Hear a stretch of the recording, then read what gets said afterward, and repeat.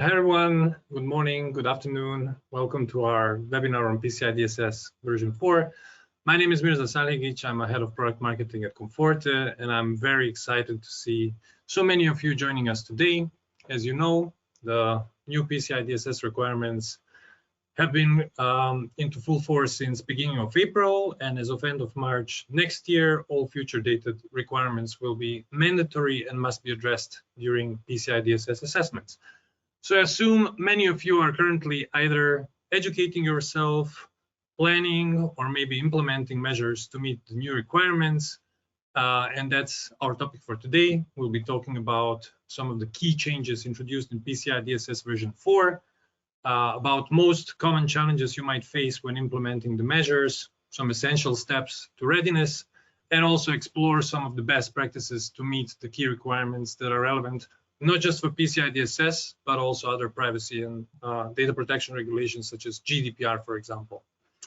We have two esteemed experts in the field who bring a wealth of knowledge and experience to the table. It's my pleasure to introduce Andras Chair. Andras is Vice President, Principal Analyst at Forrester Research in area of security and risk management. He's focusing on identity and access management, cloud compliance, and fraud prevention.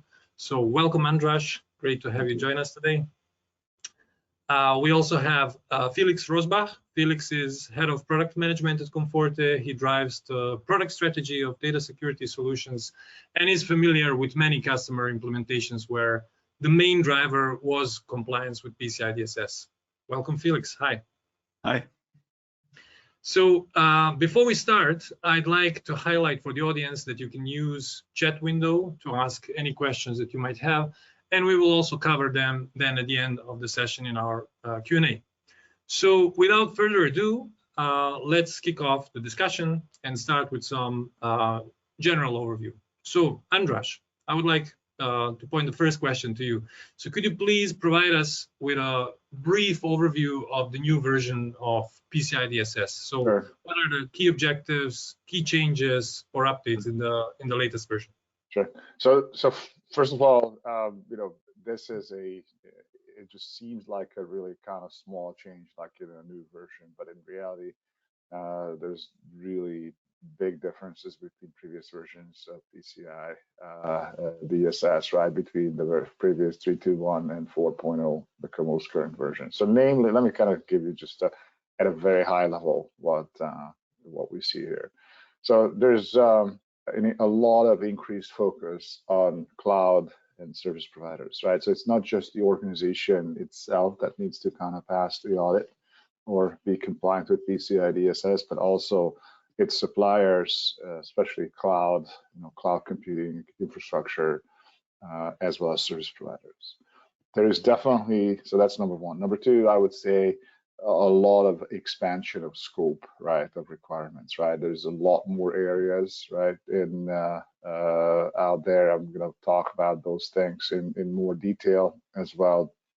But identity, governance, and roles and responsibilities, penetration testing, vulnerability scanning, authentication, customer authentication data, and its management, key management, and really, a lot of kind of requirements that are actually beyond the scope of just, PANs, right? Like personal account numbers and credit card number storage, right? So that's, I think there's that thing that is just really astoundingly huge here.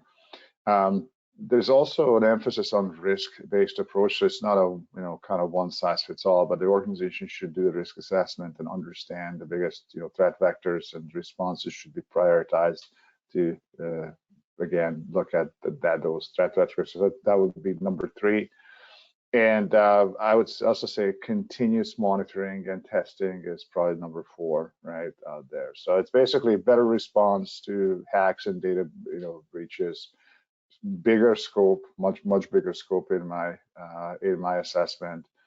It is basically a focus on cloud and service providers, and it's a risk-based approach, right? That is basically a continual process. Very cool. Thank you for that summary.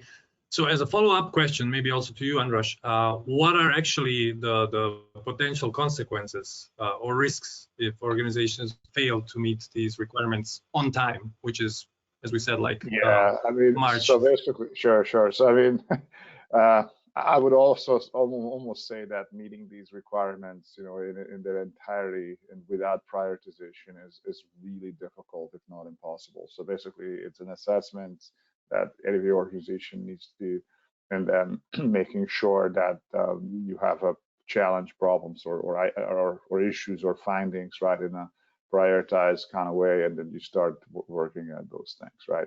So some of the risks, right, are clearly, there's always difficult. The most direct consequence is basically just fines and sanctions, right? That's number one. If you don't do them, the thing is you have to do them, so that will mean more money spent on labor costs, implementation, tools, etc. You may have to make some organizational changes internally. There's a lot of kind of mention here on RACI charts, right, in the new PCI DSS. So basically having a much better role-based access control of responsibilities internally, right? So there may be some organization changes. So if you don't do it, more penalties, more audit findings, audit, sanctions, and all that. If you basically, and obviously as a result of these audit findings, you might also run into the very kind of unlikely case of being, losing business or not being able to, kind of process cards for a period of time, which is obviously catastrophic in its nature to any kind of business these days, right? In our digital remote e-commerce kind of world, right? But if you do it right, and most organizations will have to do it, that process cards, there's going to be a spike in money spent on implementation tools, labor, as well as probably some organizational changes, right, because of the additional focus on responsibilities here. Okay, cool, thank you. Felix, you engage with many customers as well, so maybe you can share what are some common challenges you see them facing basically when trying to achieve and maintain compliance with PCI DSS in general? I mean, it really depends on the organization, on the nature of the organization, on the size of the organization. So kind of if you go to a retailer or a kind of bank, those have usually a set of different challenges. One thing that often comes up is the complexity of the environments. So basically, yeah, PCI 4.0 comes with a lot of new regulations or new requirements, and you need to now look, okay, where do I have to change my technology? We have to change my processes. We have to change my policies. And especially in the financial services industry, you see a lot of traditional applications, legacy applications being in place, which oftentimes are really hard to change. You have a hard time if you want to kind of adjust a certain measure or bring in a certain new capability to protect the data, for example. And that is a challenge for organizations out there if they kind of are now looking at the new requirements coming with 4.0.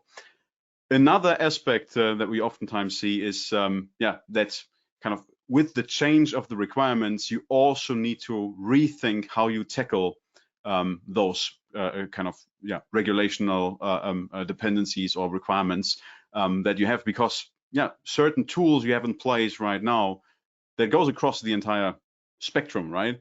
They might not be sufficient for those new requirements, or they might not kind of be compatible to other tools that you need to bring in, which is basically a cascade, right? You end up in the worst case, you end up in not only needing to replace that specific thing, but a couple more things. So PCI 4.0 compliance becomes a project that is not kind of just checkbox exercise, but really something that needs to be considered across the IT department, across the compliance team.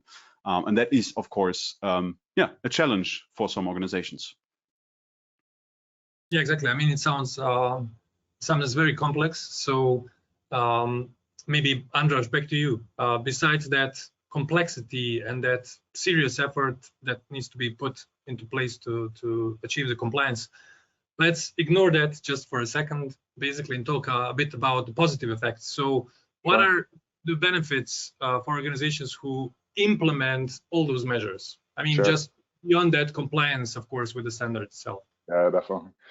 So I mean, like with all things, all big changes, right? Or you know, kind of something that just happens without, you know, you being asked whether you want it to happen or not, right? You know, this is one of those cases where, you know, kind of colloquially, you know, we say, if it does not kill you, it only makes you stronger, right? So basically, you know, better security posture usually is the outcome of all these changes, right?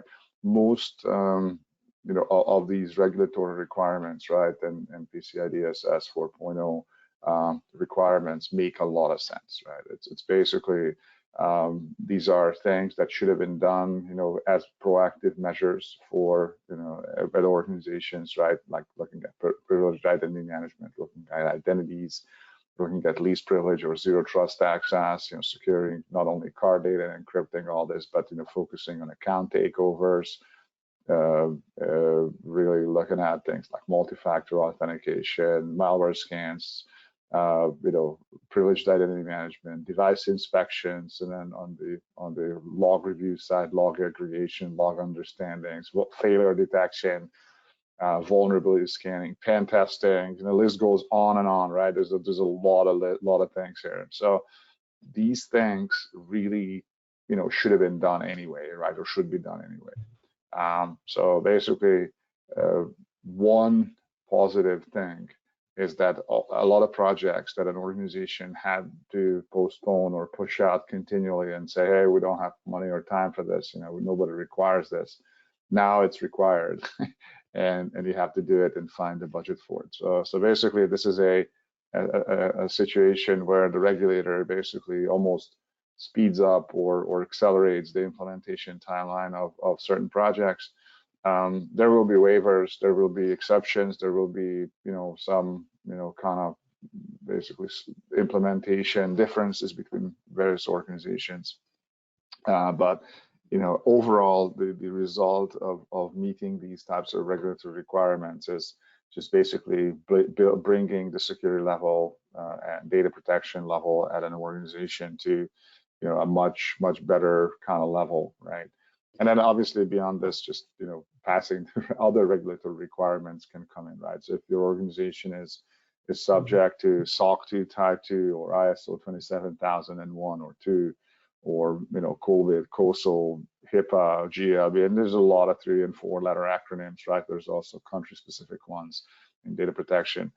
You know, most of these standards, right, also require the same or at least very similar things, right? So it's just, if you pass PCI DSS, that will, and you implement these additional, you know, kind of layers of security that I just highlighted, that this comes in handy, and there's a useful set of measures and implementations and changes for passing other types of, you know, compliance requirements, right? So that's another, you know, thing there.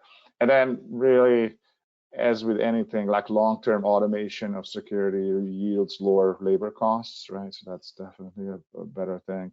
Higher level of security, better security posture. I talked about this, and believe it or not, if you're able to focus on failure management and focus on basically penetration testing, that means that ultimately the uptime and the availability of the environment and how things really work, you know, that are customer facing, will be prone to fewer attacks, right? And also to fewer downtime kind of threats, right? So the result is that if an organization implements these types of measures, that usually results also in an uptime improvement and also like a predictability improvement of the organization, which invariably will result in better customer experience and better customer kind of retention rate. So that's another area, right, that people sometimes don't clearly think about, and they say, oh my God, this is just a purely kind of regulatory back office thing.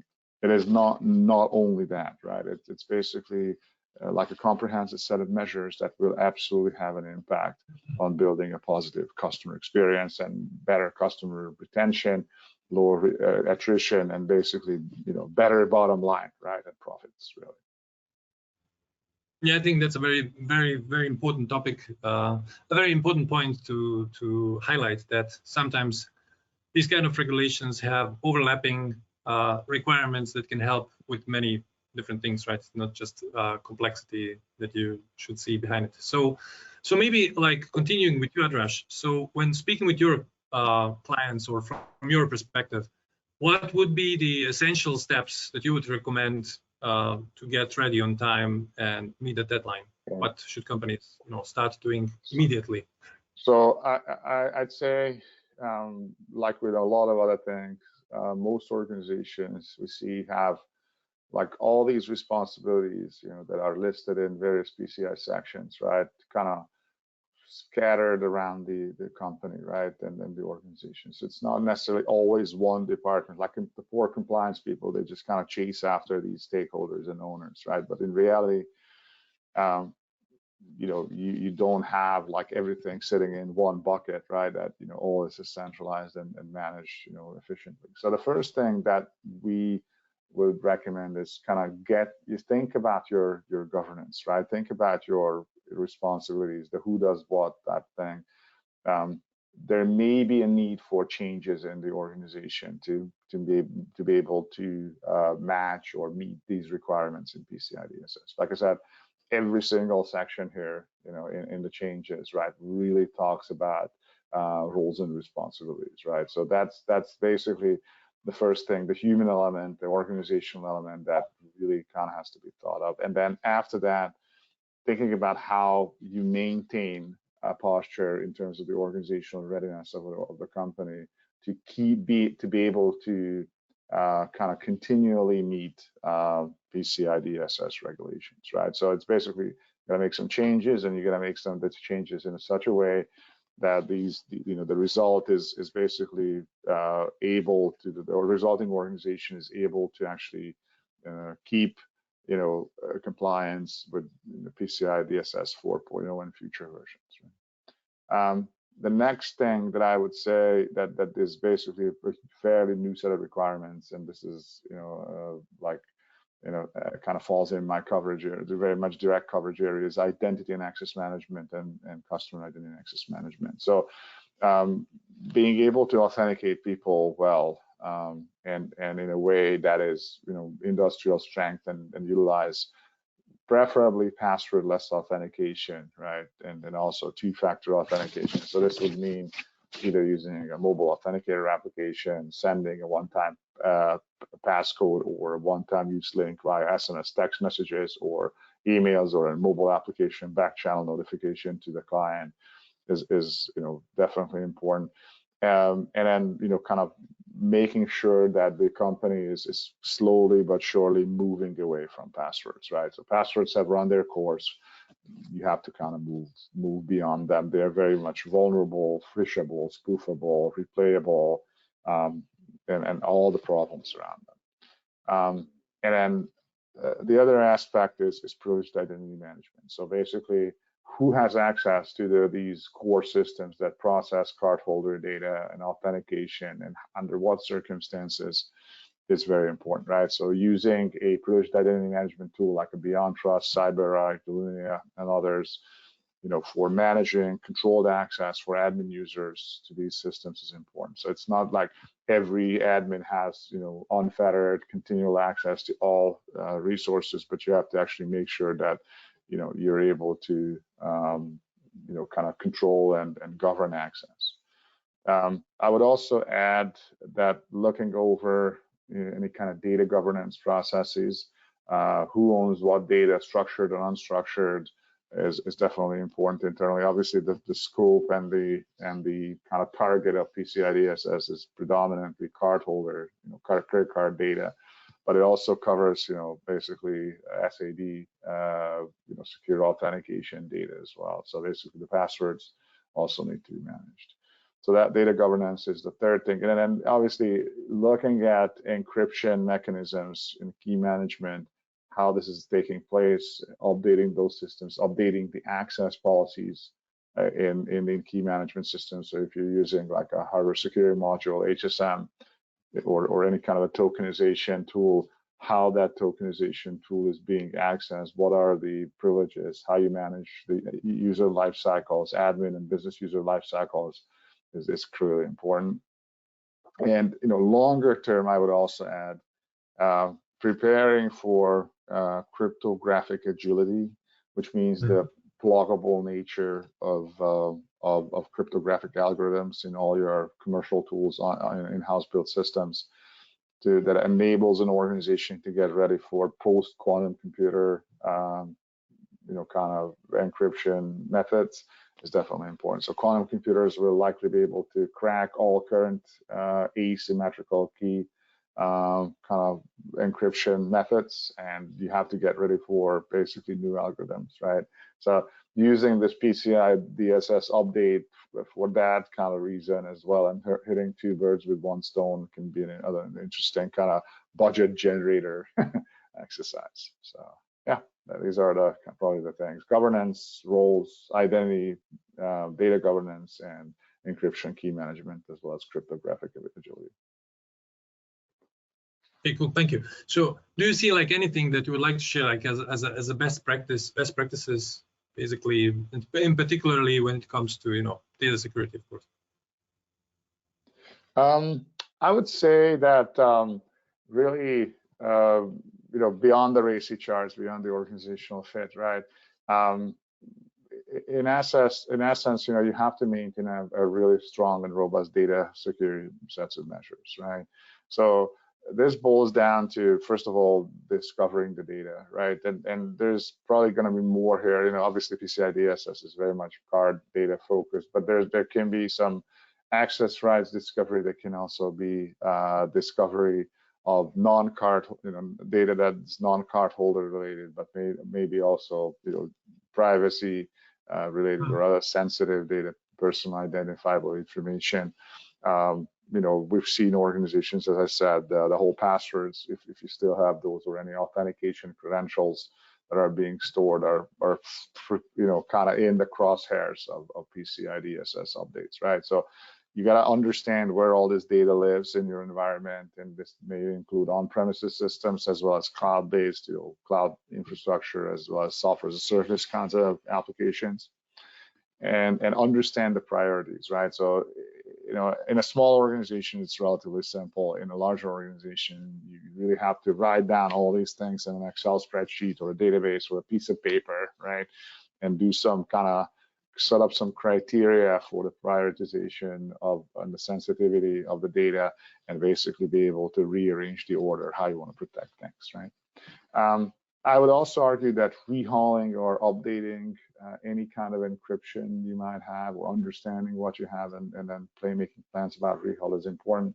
So any kind of key management tools, like any bring your own key or hold your own key kinds of environments, right, are things to be aware of, right? If you have DLP, data leak prevention, data loss protection types of tools, both for on-prem environments and the cloud, those kind of can provide a relatively decent way to protect against things along the lines of attacks, right? And really data exfiltration, mainly accidentally. I mean, a seasoned fraudster or seasoned data hacker will know how to bypass DLP, at least partially bypass it, but by using encryption, tokenization on their part, or really just changing characters in some rotational fashion in data, right? But for the inadvertent disclosure of data by somebody wanting to process a spreadsheet on grandma's computer over the weekend, right, that DLP absolutely is a good protective measure. SaaS applications, right, and getting an inventory and governance and security posture management of SaaS applications is absolutely an important element. There's a lot of SaaS apps out there that may be kind of tied to other SaaS apps, and you kind of have to understand all this. And infrastructure as a service, or cloud infrastructure like AWS, Azure, GCP type of coverage is also very important. Being able to scan those data instances and using some kind of data security posture management tool is important. And then last, a few other things like the application security posture and understanding, via software bill of materials and scanning application security processes, what kind of libraries and what kind of algorithms you have in your tools, and kind of having an overall understanding of the kind of basically tool chain that was used in these environments and the libraries being deployed is definitely important. And then, identity lifecycle data security. So basically using some kind of an onboarding joiner, mover, leaver process for all the admins and business users internally who can process the data. So that's definitely important. And also for customers, consumers, right? So if I always tell organizations in retail that most companies only allow a user to actually create an account and store a card number there, right? But does the organization allow like a basically a direct way for the customer to click on a button that I want to delete my account and basically delete the payment form card that I actually added to this account, right? Is this available? Because if it isn't, you should definitely implement it. That's just allows a customer to actively retire or delete their account, and that absolutely helps with the data retention as well as as a consequence PCI DSS types of problems as well. And then the other element, right, that's an adjacency in an interesting area is privacy. I don't really have, I don't really cover privacy in depth. We have a lot of research analysts on our team that do. But basically, privacy is all about, users controlling what kind of data the organization can or cannot collect about them. Tying and integrating privacy programs with the PCI DSS data security, data governance types of processes, I would say is a very kind of synergistic process. And again, like with like a regulatory kind of force, privacy is also under a lot of regulations, which are not optional exercises. So basically, privacy implementations also bring budget, money, euros, dollars to implementing the PCI DSS changes. So in a nutshell, I would say this. So basic charge, data discovery and prioritization, rehauling encryption, DLP, looking at the cloud, SaaS apps, cloud infrastructure, understanding app security, software bill of materials, understanding the identity lifecycle on admin and business users for data, who has access to what level of data, and using privacy as a kind of springboard to kind of get budget are probably the things that I can think of in terms of best practices. Great, thank you. So you touched a couple of points there that I think are very important. So let's get a little bit of Felix now. His perspective, I think the good question now would be to discuss, and I think Andras, you mentioned it a little bit, but maybe Felix, you can expand a little bit about this sustainability of compliance, which means, how can I ensure that all the measures that I implement right now will remain also effective and future-proof, especially having in mind, the evolving cybersecurity threats and regulatory changes. So what are your thoughts on that? Yeah, absolutely. I think kind of one of the cool things of PCI 4.0 is that it brings more of the cybersecurity best practices to PCI, meaning see it as a continuous process, right? See it as something that you constantly have to adjust to a changing threat landscape, to a changing technology landscape. And that is a challenge, of course, but is the only way forward, because we need to make sure that our security is as fluid, is as flexible as the environment we are building for our products, for our customers, basically. And that is one thing that will be a challenge, definitely, but it is also something that moves PCI much more forward towards something that kind of actually ensures the security of those environments in a continuous fashion.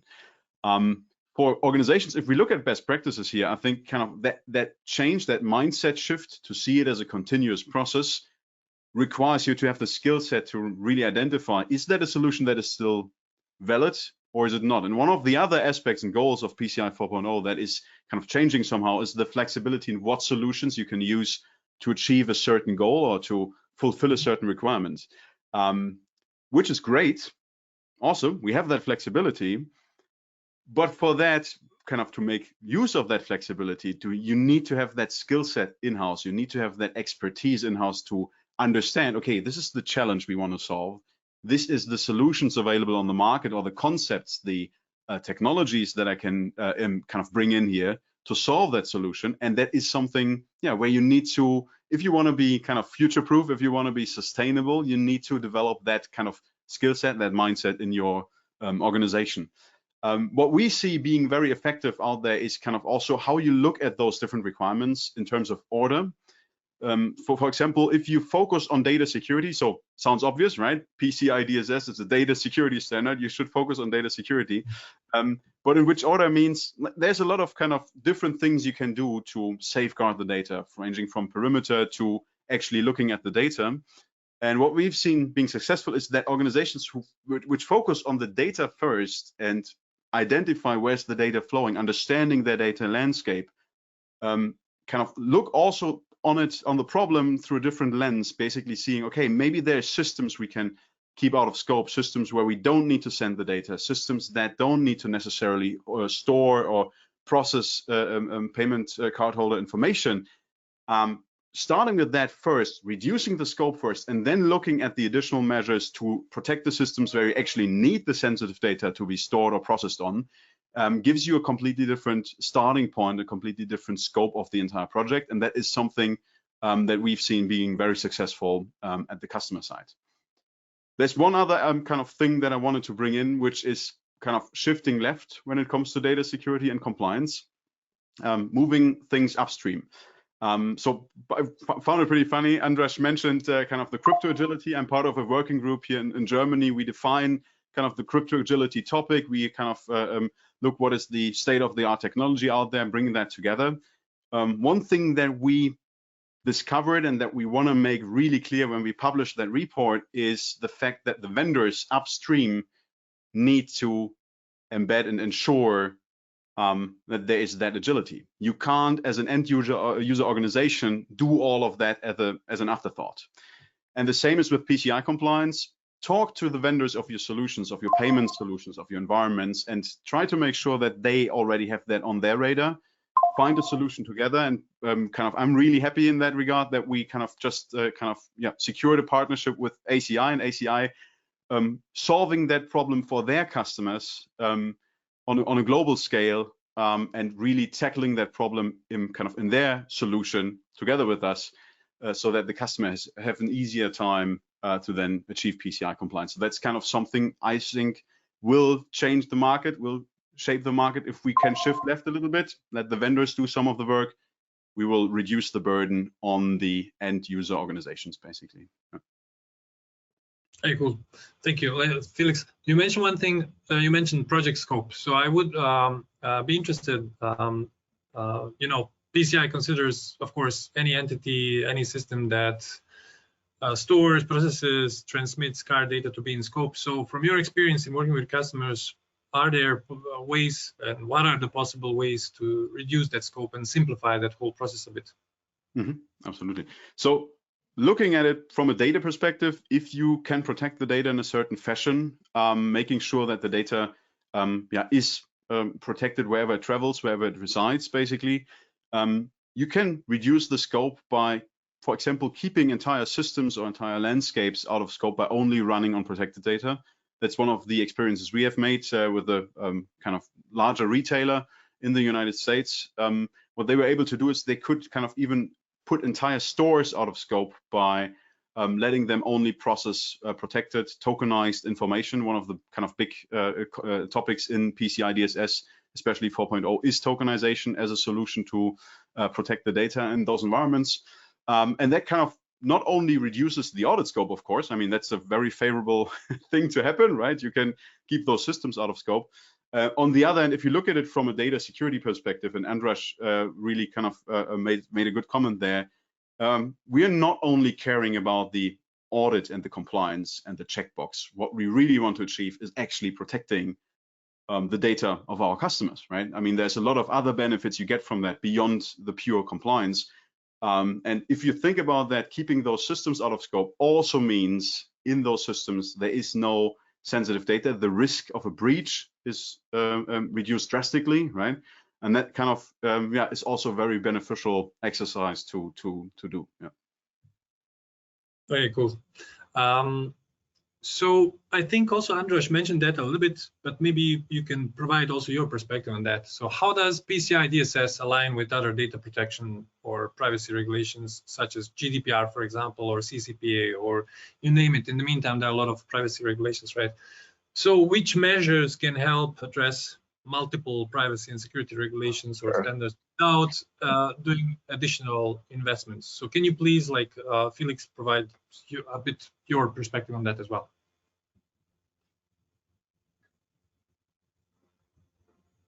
Felix? So is it Felix or Andras first? So whoever likes that. Let's do it like that. Whoever wants to. I'll go first, right? Just to kind of clear that out of the way, right? So usually the data encryption requirements are very similar.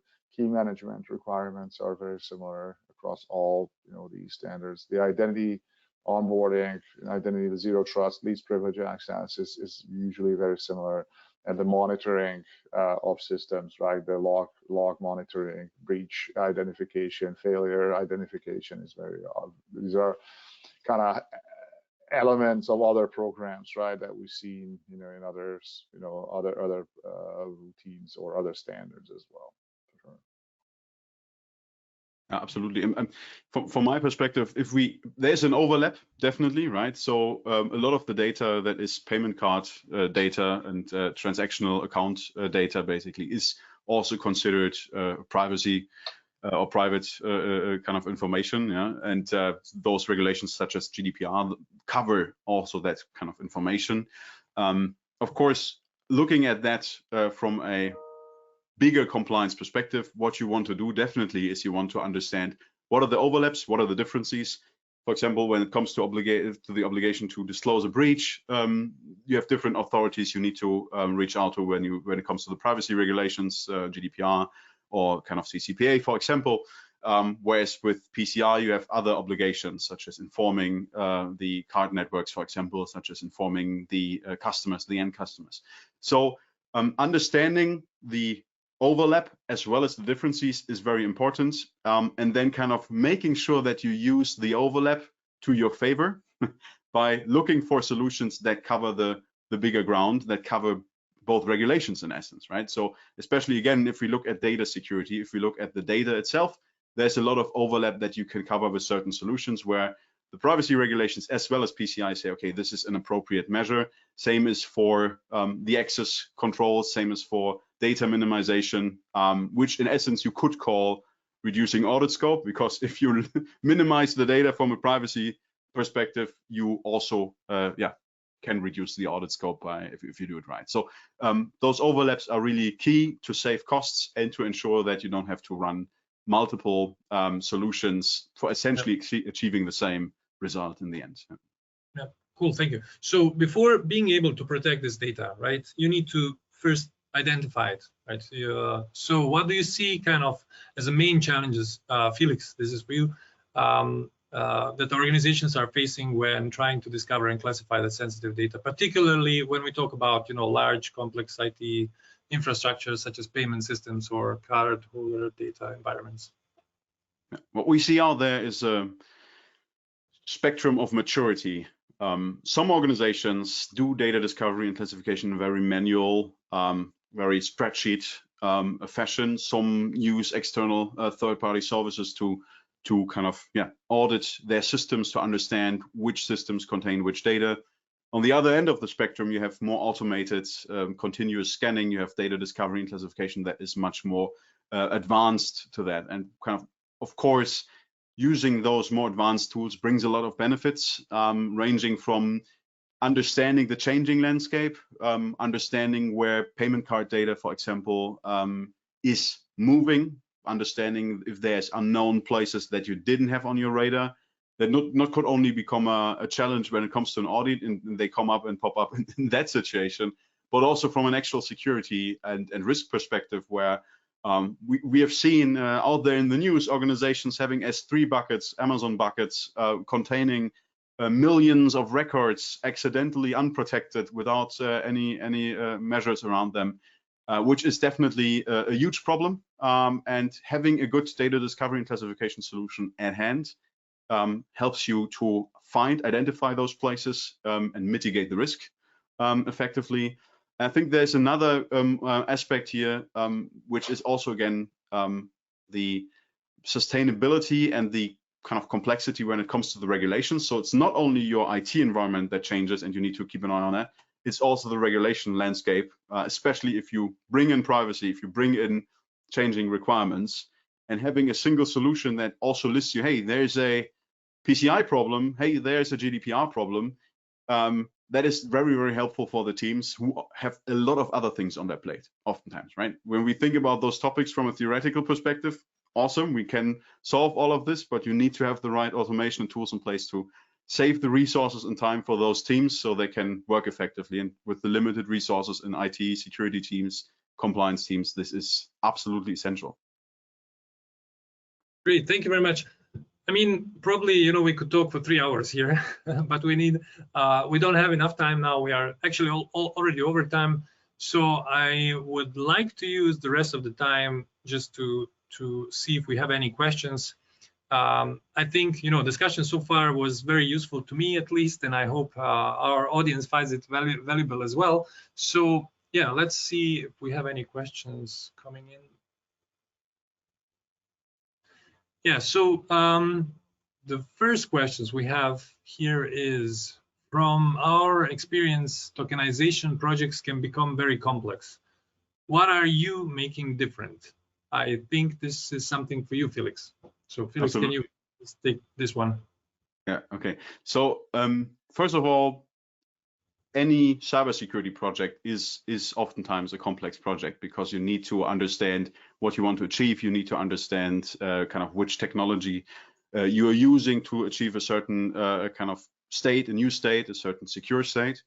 And that really requires a good understanding of your landscape again, and requires a good understanding of the data you want to protect, which is the homework you need to do anyway for PCI compliance. It's nothing you can come around. PCI compliance in itself is something that comes with some complexity, right?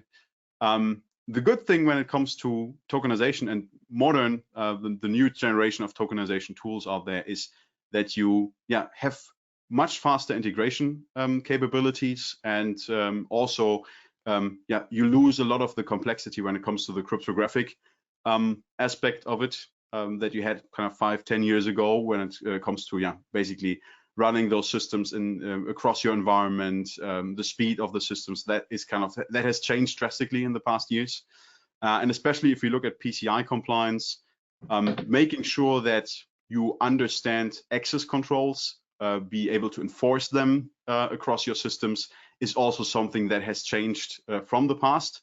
And I think if we look at a modern way of implementing data-centric security tokenization, those concerns are basically not that relevant anymore. But still, of course, any cybersecurity project comes with some complexity, some understanding needed of what you want to achieve and where you want to, what state you want to have after that project. Okay, great, thank you. And we have one more question here saying, will PCI dates slip? Are there any delays? So Andras, would you like to take this, or can you share some? I'm pretty sure there will be some realistic. I mean, these projects, right? These resulting projects are generally huge, right? So it's basically something that you cannot realistically achieve with all the other competing priorities and other projects out there in the next few years, right? I mean, I'm pretty sure there will be some waivers, exceptions, and kind of realistically adjusted, kind of timelines of projects for implementing these types of projects. So. Okay, great, thank you. So we don't have any other questions. So that's it. We will now close the session. So thanks a lot to both of you, Andras and Felix. It was really a pleasure talking with you. Thanks for sharing your knowledge with us. Thanks everybody who joined this call. We hope this was interesting and helpful, and you got some valuable insights for your own PCI journey. All the best, and see you soon. Thank you. Bye.